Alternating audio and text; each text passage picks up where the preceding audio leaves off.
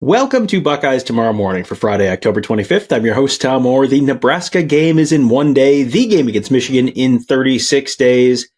Yeah, that is 5 weeks away. The Michigan game is 5 weeks away. This college football season is flying. Buckeyes will play their 7th game of the college football regular season on Saturday. They're going to be welcoming in the Nebraska Cornhuskers. I am going to be welcoming in Kevin Noon of BuckeyeHuddle.com, who just wrote his signature Tale of the Tape piece previewing that Ohio State Nebraska game. So I figured, hey, who better to talk to break this all down? What is it? What can you expect from the Nebraska Cornhuskers? Well, the last time they were out, they lost 56-7 to Indiana. Not great, not what you're looking for. Probably not also really representative of what this Nebraska team really is this year. But Kevin, let's start at the quarterback position for the Huskers, a name that Buckeye fans are going to be very familiar with. Dylan Raiola, former Ohio State commit, of course, 5-star freshman quarterback. And it feels like you've seen some 5-star quarterback moments and some freshman quarterback moments this year from Dylan Raiola. Yeah, Dylan Raiola came out and lit teams up that he should probably be lighting up. And I understand you when you're a true freshman, especially at quarterback, that you don't know what you're going to expect there. A true freshman quarterback's going to make some great plays for you. Is going to make some not so great plays for you. But they came out and took care of business. When you look at the teams that they were going against, they have faced 3 teams in the bottom 30 nationally in pass efficiency defense. And we are to the point now where one bad game doesn't completely skew the numbers. If we were looking at the tail of the tape from week 2 or week 4, be a little bit more hesitant to really lock up on those numbers. I go about my methodology changes at the halfway point of the season. I do more spreadsheets and things along those lines than what I do earlier. Earlier is more of a looks test. Later is more of just of the numbers tell the story. And they've gone against number 118 pass efficiency defense, 115 and 127. And when they did go against the one that was inside the top 20, Indiana, they got torched. So I'm not going to say it's apples to apples or oranges to oranges, but Dylan Raiola has taken a step back. He's been his last 8 quarters of football are nothing like his first 8 quarters of football. I think teams are kind of figuring out where the hole is in his swing, to use a little bit of a baseball saying right there. And Nebraska just does not necessarily have a go-to guy with Raiola. They spread the ball around a lot. That's kind of more of their passing game. They don't have an Emeka Ibuka. They don't have a Jeremiah Smith. They've got a handful of guys, which in some ways is good for Nebraska, because if you take one guy away, you're not taking everybody away. But conversely, there's not that safety net. There's not that guy that you're just like, okay, we know when in doubt, they're going to this guy. They don't have that guy. Nebraska might not have a safety net in the pass game, but Ohio State might not have one of their safeties in the pass game. Lathan Ransom was officially labeled as day-to-day by Ryan Day on Wednesday. That is a lot of times to say the word day in that close of a sequence. Moving on, my guess is that day-to-day means week to week more than there's a legitimate chance that Lathan Ransom is going to play on Saturday. I have been wrong before. It is possible, but that's kind of an interesting potential twist on this whole thing, because it doesn't feel like the Nebraska passing attack is going to necessarily be a huge threat to Ohio State. But if they have to shuffle some pieces around, that could complicate things a little bit. It could, and I also agree with the week-to-week sentiment. And I know a lot of people are saying, well, just as long as he's back for Penn State, I think that may be a little quick. I'm basing this just as a guy who plays a doctor on TV, not an actual real doctor. I don't have any details there. One thing I will say about Nebraska's wide receiver corps, they've got some big guys. They've got a couple of guys that are 6'4", 220, or at least that's what it says in the press guide.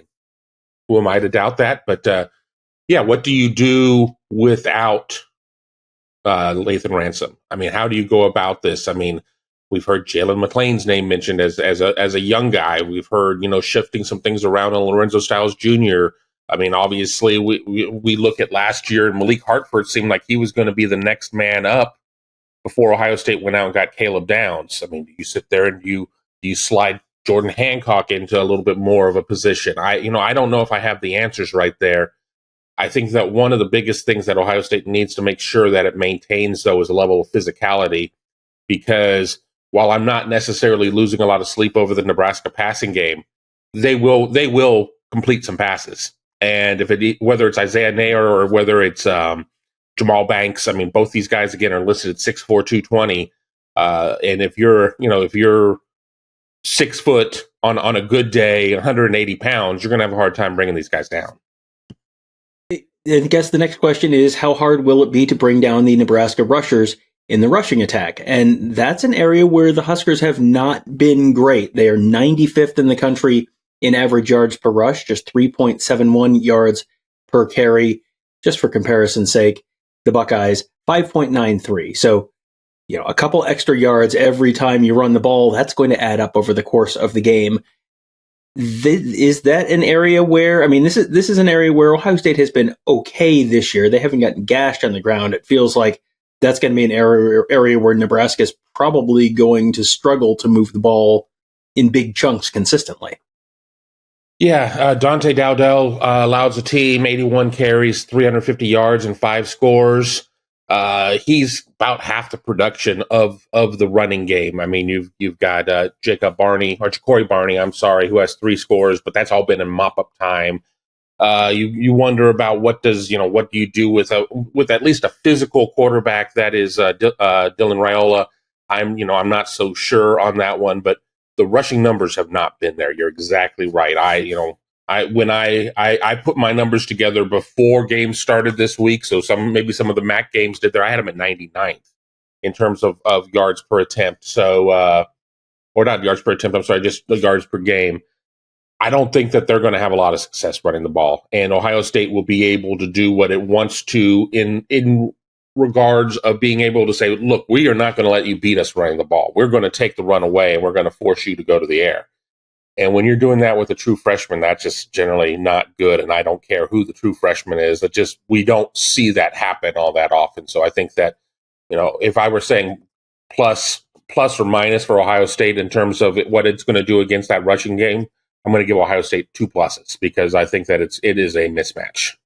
Yeah, that does feel like an area where Ohio State could have a significant advantage on Saturday. And if you can put a true freshman in a spot where he's got to try to win the game on the road against a pretty good defense, that sets you up. It is as I said earlier, 5-star true freshman. If you get the 5-star performance, that's great. If you get the freshman performance, things could get a little out of hand. On the other side, Nebraska's rush defense, they're actually pretty good this year. And Ohio State's been running the ball pretty well all year, but no Josh Simmons now. They replaced him at left tackle with Zen Michalski. We'll see on Quinshon Judkins' availability. There was sort of a public acknowledgement of the fact that, yeah, he had a hand thing going on and, he is available, but we've seen that there's available and there's available. Yeah, I saw Quinshon at coming off the field on practice on Wednesday. He had a wrap on his right hand. You go back to the Oregon game. That was one of the few times this season that Trevion Henderson had more carries than Quinshon Judkins. It was close. I look at the Nebraska rushing offense or the opponent rushing offense, and they have not faced an offense the same as Ohio State's. Ohio State is 20th in the nation. Indiana, again, surprising everybody, is 23rd, but they started off the season playing against UTEP, who is 111, and then Colorado, who's 129th. I mean, Dallin Hayden, I feel bad for the kid. He went to a place and bought some fool's gold or something like that. They're not giving him a chance. I mean, then again, maybe the line isn't either. I think that Ohio State will have some success running the ball. I think it's really going to come down to what does Ohio State want to do. I mean, we could look at 50 different things like Ohio State needs to work on running the ball. Ohio State needs to work on throwing the ball. They need to do this. They need to do that. Well, it's only 4 quarters. But I do think, and I did put this in my preview, in my prediction that will be coming out here on the site in the next few hours, that there is no time for playing nice with anybody. You've lost your margin for error, and we can argue and say Ohio State still gets in as a 2-loss team if it's the right two teams. But at this point, to hell with your feelings. We're going to sit there and go and do what we want to do. And I think that Ohio State is going to try and just put out there that it can run and it can throw and it can do all of these things, especially with Penn State in the offing the following week. But I don't really see Nebraska having a ton of success stopping a motivated Ohio State run team. How motivated are they? That's the $1 million question. And the Nebraska rush defense is better than the Nebraska pass defense. The Nebraska pass defense isn't bad. They're 39th in the country in yards per attempt. And I saw in your piece that they're 55th in the country in pass efficiency defense. So not a disaster, but also not incredible either. If Ohio State is able to run, it feels like that's really going to open things up in the passing game. And, you can say that kind of any week, but if you're able to run, and that's the better portion of the Nebraska defense, then you would think that it might really open things up in the passing game. It really should. And, I do look here, and Nebraska has faced a couple of top 20 passing offenses, Colorado in week 2, and then just recently with Indiana, who is averaging 310 yards a game, who's number 11 in the nation. So that's there, but they've also had some fool's gold of playing against Purdue, who's 119th in the nation, playing against Rutgers, who's 104th, and then everybody else is in the 70s and 80s and 90s. So, I will be really curious to see what happens again when you're going against a motivated team. And that's not to say that Rutgers wasn't motivated and Purdue wasn't motivated, but I think those teams are motivated to be bowl eligible. Indiana's motivated to try and win the Big Ten, and they're undefeated at this moment. Ohio State's trying to win the Big Ten and has a loss, so has no safety net. So I like Ohio State's chances there, but I really do think, as you kind of said, this is going to be more so a run to set up the pass type of situation. You got to thin out, you got to be able to make sure that you're thinning out the box. And if you can do that, then you're going to be able, you'll be success will follow. Well, and one area where neither team has really been particularly successful this year is on special teams. You wrote in, this is an in-depth piece, and you wrote at the bottom this week. I don't know how many people make it all the way down to the bottom of the story. I always make it to the bottom of the story. It's always a great read, the tale of the tape piece at BuckeyeHuddle.com. But man, the special teams, Kevin, the special teams. If you are the type of person who likes to watch car crash videos, man, is this the special teams matchup for you. Nebraska 133rd in the country in net punting. There are only 134 teams. Ohio State 133rd in the nation in kick return yardage, 9.25 yards per kick return, 33.42 yards per punt for Nebraska. The Huskers 4 for 9 on field goals this year. This could be, I'm not expecting this to be a game that comes down to special teams, but oh boy, this could be,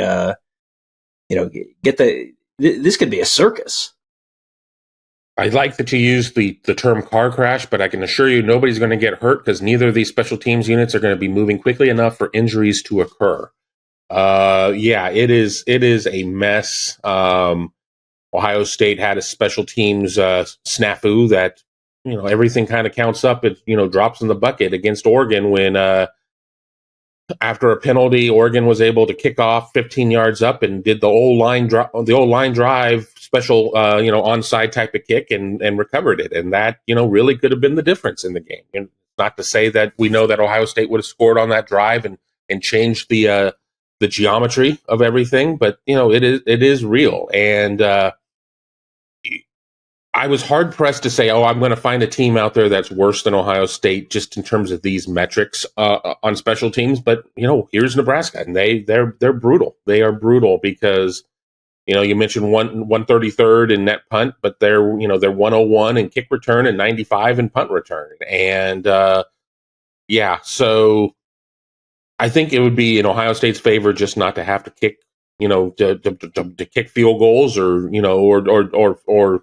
just, on kick returns, just fair catch it and just be on your way. And as for Nebraska, maybe they get a little cute because, with where the line is and everything else, they're going to have to steal a possession or two, in my opinion, to be able to make this game close. So they may need to try and figure something out. Well, if you were trying to figure anything else out about this game, we're going to have you covered there as well. We've had full coverage all week long at BuckeyeHuddle.com and, of course, at YouTube.com/BuckeyeHuddle. That will continue on Saturday. Noon kickoff from the Horseshoe. We will be there early, bright and early, as always.